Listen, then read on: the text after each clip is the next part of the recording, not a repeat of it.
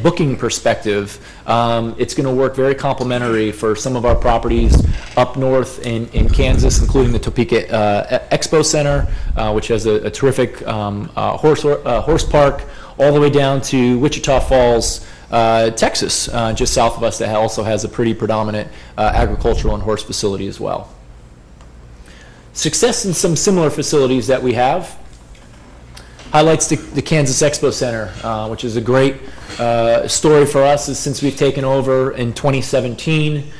Since takeover, we've already saved the taxpayers over $800,000 of bottom line savings from just maximizing revenue potential, minimizing costs, and finding those efficiencies on the expense side. We're undergoing a $45 million project, which is very exciting, kind of expanding our conference and convention space, opening up the arena, as well as expanding a little bit more, maximizing the efficiencies on our horse park there. And again, when we came in, we made a promise to a lot of the existing tenants and the users of the facilities that we were going to come in and not disturb anything that they had going over the years. And one of those is the annual Blizzard Bash, which was a legacy event in Topeka that we came in to help support through marketing opportunities, through sponsorship sales, through food and beverage initiatives. And in year one alone, we've already increased the top line revenue by 35% by just helping and lending a helping hand through that event. Very similar story out in Nampa, Idaho, at the Ford Idaho Center. We've been a partner there since 2015. Really great story. We came in where the city was operating at a $1.1 million deficit subsidy that was provided by the city. When we came in there, and I remember sitting in a presentation, the mayor said, "Well, you're going to turn a profit?" And I said, "Mr. Mayor, I will not commit to that." And believe it or not, in 3.5 years, we actually turned a profit of $187,000 just this past year. And again, really focusing on the operational efficiencies of the facility, making sure that we had a clear delineation of the roles and responsibilities of the employees. It was kind of a mismatched organizational chart. We sat down with all the employees. We put a dedicated marketing. We put somebody dedicated in operations, and everybody kind of stayed in their swim lane, working together as a team. And it's been a tremendous success story.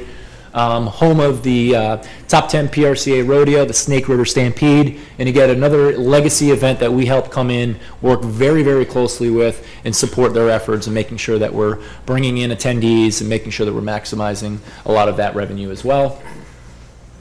And lastly, down in Robstown, Texas, which is just outside of Corpus Christi, Texas, the RMB Fairgrounds, which is another very, very prominent, successful agricultural facility comprised of outdoor arena, indoor arena, and a ton of event space, exhibition space. Again, we've been a partner there since 2007. Just last night, we were renewed in our term as well for another few years. And again, working with those legacy events, including their Nueces County Junior Livestock Show, and again, focusing on different ways where we've, as you can see, raised over $1.7 million in work with them as well. So what does the future outlook look for us? What can you expect to see in the next 3 to 6 to 2 years out from a timeline from Spectra and what we can do? Well, I think it first starts with understanding the scope of services that we're going to be providing. Everything, as you can see in this chart, everything from the booking, the marketing, the sales. We're going to work with the management of the ancillary services, a lot of the service contracts, a lot of the revenue generating contracts, including sponsorship sales, things along those lines. Customer service is something that we're going to harp a lot on.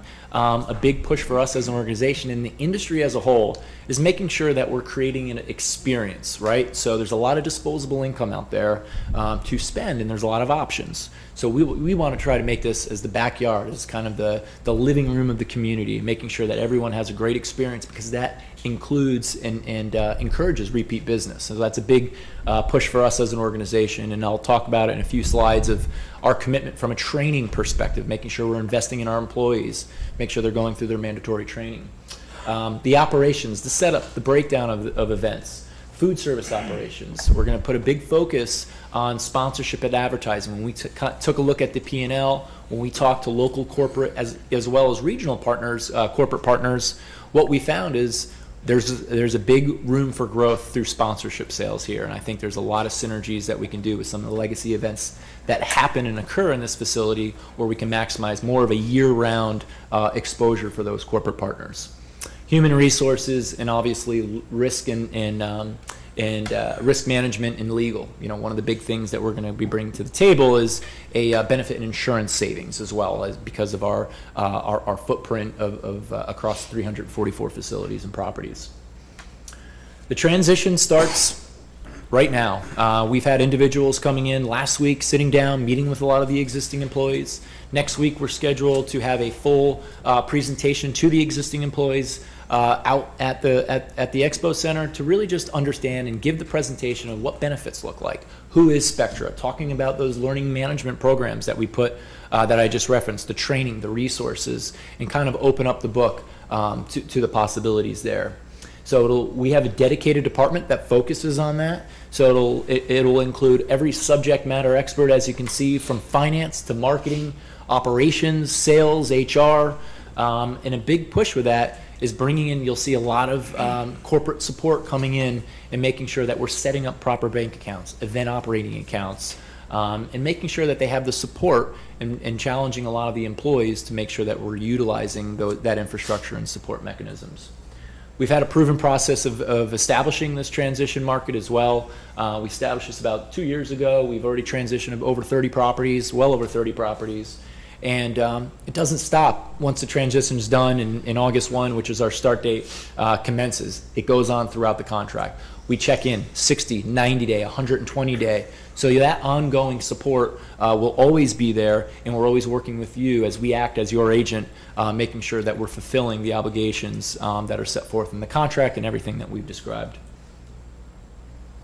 As we take a look at some of the event projections, in year one, we're projecting 234 event days, which we're thrilled about. We've talked to a lot of different event promoters. We took a deep dive into some of our regional venues as well that we felt would have been a nice synergistic flow from a routing perspective as well. And we feel pretty confident with the 234 event days, but we want to make sure that these are quality events. We're not just booking events to have events. We want to make sure that they're quality events that are making sure and being successful, driving revenue, driving attendees, making sure that when attendees come, that means food and beverage sales go up. When more attendees come, sponsorship value rise because there's more people, there's more impressions that will get realized. So we want to make sure that we're programming very, very strong events that will bring out attendees. So our marketing is going to be very, very important. And then over the course of the 5 years, with our projections that we see in the pro forma, is we'll see a savings of over $600,000 over the cumulative over the first 5 years. And the growth in revenue will increase by $2.1 million through our projections. The future outlook is to work with those legacy and bring in new relationships. So we want to establish very strong relationships and work to try to, how do we, and sit down with those legacy events, the county junior livestock, the International Youth Finals Rodeo. We want to make sure that the fair, the free fair, is always there. So we want to make sure in working with those organizations and identify ways to grow, whether it's cross-marketing. I mentioned the sponsorship community, whether it's food and beverage programs as well, and different marketing initiatives through food and beverage. All great ways that we've had success of working with those legacy events and other accounts. We're also going to look to tap into the concert market as well. Bring the relationships that we have with the Live Nations, the AEGs, and some of the regional promoters as well. We're going to work with family shows. When we took a look at kind of the existing schedule of events in the past, I think family shows, we all felt as a company that family shows is a little underserved. Whether it's the dirt events, whether it's Feld Entertainment. So we're going to look to bring a lot of those in, as well as all the future events in the agricultural, whether it's the Cutting Horse Association, that we have great relationships. Barrel Bash up in Topeka, which is an extremely successful event, have already showed interest of coming down here as well. So we're working with the relationships that we have, bringing them to town. And lastly, the slide is just kind of the economics of the deal just to walk through. 5-year initial term with a 5-year option at your discretion. We have a base management fee that we've proposed of $120,000 a year. We have 2 ways of earning mutually agreed upon incentive benchmarks. One, by improving the bottom line, which we did a quick look back of the 3-year average, which is just under $500,000 of a loss. So anything that we improve over that benchmark, we would earn 20% of that improvement. as well as the qualitative side. So as much as we want to focus on the financial components of it, we want to make sure that our quality of the community engagement, innovative sales and marketing, our customer survey scores, and they will be judged a total of $25,000, and each one of those bullet points represents $5,000. So you as the client will have the opportunity to score us on our qualitative measures, and that's how we would earn our qualitative measure. And then lastly is our investment, which is a big piece for us, is a $350,000 upfront capital investment that will go towards a few different things. It will cover our transition cost, relocating some employees in here, all of the corporate resources that I described earlier. It will fund all of those, setup of the accounts, the marketing, real strong website that you have now. We want to try to maximize that through one-clicks and some of the efficiencies that we have. We're going to take a look at establishing perhaps an event marketing account as well, which we found very successful across the country, and essentially is establishing a rolling fund to help promote events. So we're going to do that, as well as going to other upgrades across the facility. Maybe it's point of sale system, maybe it's scoreboards that we can in turn go sell sponsorship sales. So really we're trying to come in and maximize the efficiencies, and I think the $350,000 gets us to a really good place. So with that being said, that's all I have on this brief presentation. I would like to thank you all for the opportunity to present. And as an organization, we are thrilled to partner with the City of Shawnee, the residents, and become a part of this community. Good job, and my personal thanks to the committee. I know you all have worked very hard on this. We need to establish a little bit of protocol, and Joe, jump in here if I say something that you need to correct. This is our first get-together in looking at this draft. We are going to try to come up with some language to adopt this, but I know there are going to be some suggestions or changes. Now, do you have the authority to bind Spectra to suggested changes that are going to come from here, or do we need to compile those? And I know we're going to get a final bite of the apple at some point in the very near future. So we're really just approving a draft, are we not, Joe? That's my understanding, Mayor. But I do want to go around the circle and give everybody a chance to be open about if they have issues and what specifically those issues are. If that's okay with, if you got the time. And I would probably suggest is based on the comments, and I would feel more comfortable going back and sitting with our attorney instead of I thought you would binding. That's fine. Yeah, that's fine. But would love to walk through and hear all the comments. Okay, Ed, you want to start? You want me to start at the other end? Well, the only thing I really had was about the incentive thing, but I think you explained that very well, so I'm good with that. Okay. I think your explanation was good for me, too. Great, thank you. Again, the contract, I was asking one of the attorneys, what kind of out is there for the City of Shawnee? I mean, if we decide to, 2 years from now, if we don't want to continue with the contract, what kind of out is there? I didn't see much explanation on that in the contract. I mean, I would just say generally, you guys are, as written, committing to a 5-year term. That's my reading. There's not a lot of outs other than That's what I was thinking. Yeah. They're there, but we certainly would want to take advantage of them. It would require a material breach. Yes. That's how I see it. Anything else? Well, that's one thing that concerns me is if everything doesn't work out, what are you going to be involved in you'll call it a breach of contract or something like that? What's going to If it's one of those situations where it's not working out for both parties, you can mutually terminate any contract at any point in time. I don't think that they can get out, or nor can we get out on a unilateral basis. Is that correct? That's correct. Absent material breach, Mayor. Right. But again, I think it's my understanding, and if I don't know who's representing the committee wants to speak up, but it's my understanding that was an issue that was identified and vetted very carefully by the committee as to that term, and both the city's and Spectra's desire to make sure that there was sufficient time for all of the implementation to take full effect. Yeah, I would just add, if I may, Mr. Vice Mayor, is we responded to an RFP that described a 5-year term with a 5-year option. It's very industry standard as a 5-year term, and the reason because of that is a few things. There's a booking cycle, which typically is 18 to 24 months. That's another thing, is the contracts that the Expo and the trustees already have out, are those gonna be honored, or what's the situation on that? Yeah, we would be certainly honoring all existing contracts at the Expo Center, each and every single one. So all we're on the hook for is 120 though, because we're already putting $500,000 into the account already, correct? That's about where it runs us. Correct. Yeah. Okay. Yeah. They will adopt an operating budget. Right. And whatever those costs, our costs are not fixed at the current level, but they're fixed in terms of, they're not fixed at all. Yeah, the only We're gonna agree with them prior to the beginning of the year what those numbers are gonna be, and there will be some negotiation back and forth. That's exactly right. Yeah, we go through a very transparent budgeting process where we have to present, I believe it's written 60 days into the prior, 60 or 90 days in the contract today, but we start that budgeting process very fluently with you as the client, and it starts all the way from 6 months out. So we'll have true transparency on the budgeting process. Where do we end up, Joe, legally if those negotiations, if we just can't get on the same page? Is that a?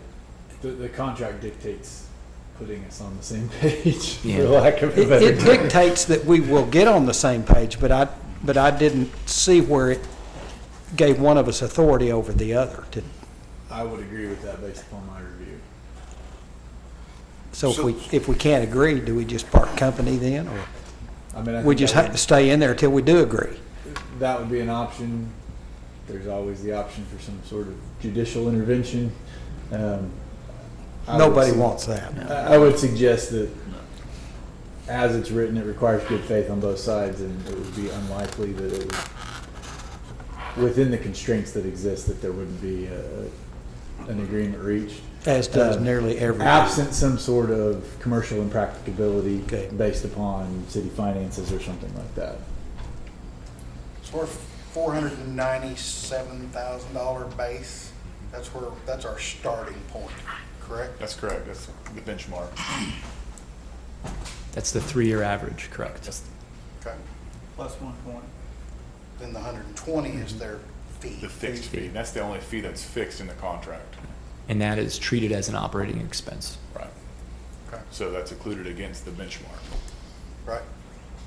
in the computation of the quantitative fee or the incentive fee. Mark, you have other comments? Ben? Well, just, excuse me, my questions were really answered. It was involving the quantitative fees and section 3.2A, and then in section 11.3, the contribution that Spectra will come in. I understand our contract would be for 5 years, but the payback on the $350,000 would be 7 years. So that is the amortization schedule that you're referring to. So in the event of you as the commission not expanding or continuing the renewal after 5 years, you as the city would be responsible for paying back 2 remaining years of the unamortized investment back to Spectra. $100,000. A total of 100,000, yes. So if it's unused, sitting in an account, then it is, if it's used, we owe it back. Right. That started as 10 years, and we negotiated that to 7. That's correct. Has there been an agreement, date, starting date, or anything? Yeah, I failed to mention, my apologies, this would be an August 1 start, correct. So we would start the transition, we're aware of the youth rodeos coming in mid-July, so we have full intention of having a nice team on site and observing for future years, of finding some efficiencies and just being there for support, but staying out of the way. So we felt it was in everyone's best interest to push the contract to August 1 start, and just be there for support. So within that 30 days, you're gonna have staff on the ground, then you say? On August 1, everyone will become Spectra employees. But we will have support, that's correct. We'll have staff on the ground Do the here. rodeo in July? That's correct. I have a question. I apologize for not catching this or seeing this earlier. In 6.3, the non-solicitation, non-hiring, the management level employees, if you go back to that, is very broad.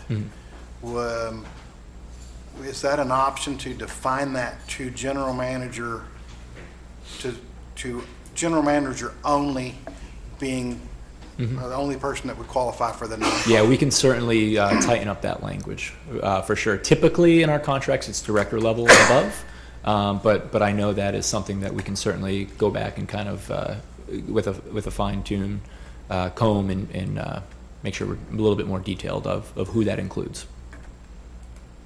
I had a couple of nits on my own. Do I need to go through those, or the fact that I've discussed them with him, is that sufficient, or do I need to get them in the record?